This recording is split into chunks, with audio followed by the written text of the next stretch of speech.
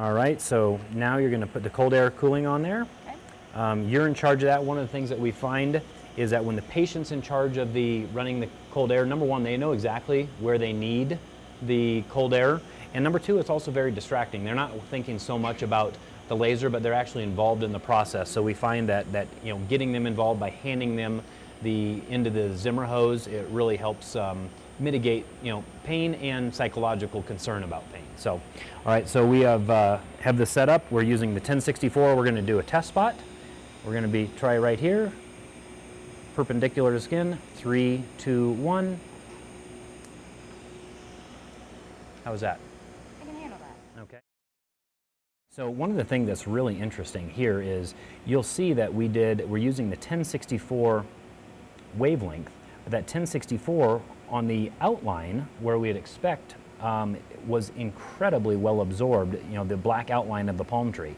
The inner part of the tree, which was filled with green, which would really be best absorbed by a 694 ruby wavelength, you can tell that it's still almost untouched ink. And so that's the thing that's, why it's so important to have multiple wavelengths when you're doing tattoo removal, because you really need those multiple wavelengths to get all the colors of the ink. Okay?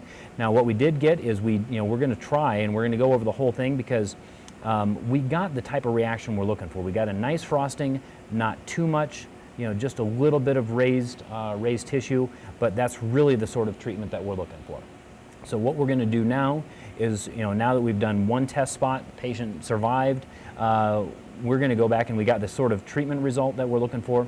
I'm going to go back to 10 hertz or 10 pulses per second, and we're going to try to go through this entire tattoo, probably in less than a minute.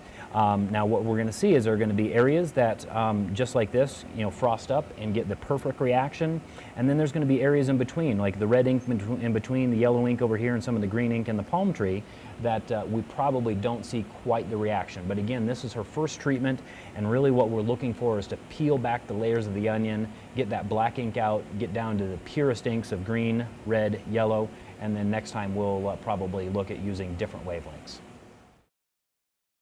I'm going to try to not have as much overlap, so I'm going to move fast, so we don't have to do too many treatments. All right, you ready, Jesse? Yep. 3, 2, 1. How we doing? Good. Painful? Yep.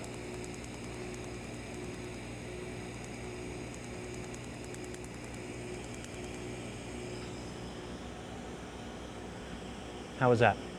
It hurt. It hurt, but I'm good. But I mean, the whole treatment was less than a minute, and you can see, really, really where we got a good result, where we got great. You could hear the snap. It frosted up, but not too much.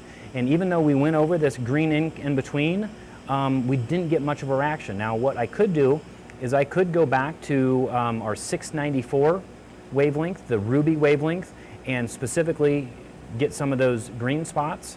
Again, because we didn't over-treat at this point in time, I'm probably comfortable doing that. Are you all right to take a few more spots? Okay. We're going to go back and just hit some of these green areas here with the 694. 3, 2, 1.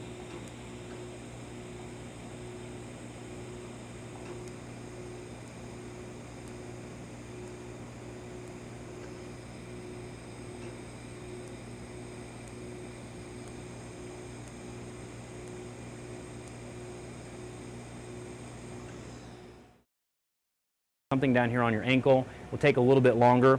Normally what we see is about the first 4 weeks, we don't see a whole lot of change. And then in that 4 to 6 week segment, that's when we really start to see some of those colors wash out in the body system, just takes that out. So, it's one of those things to talk with your patients, make sure that they know what to expect, because in the next couple days they may think that nothing happened. But again, 4 to 6 weeks is when you really start to see some changes. Now from a post-care standpoint, we'll put some polysporin on this.